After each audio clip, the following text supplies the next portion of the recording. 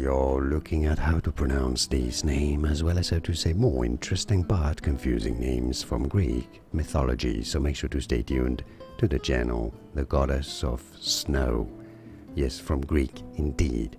So this name spelled that way in English is generally said as Khione, Khione, because of this K.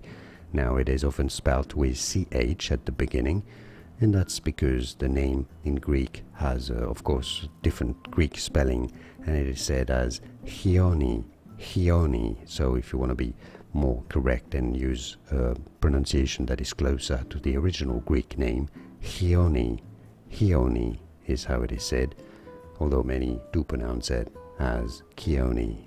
And now you know it all. I think. Like and subscribe if you found this video useful. Like it at least, it helps me immensely. Thanks for your support, and more videos for you here to learn more correct pronunciations of more confusing names, including from ancient Greece. Thanks for your support and thanks for watching.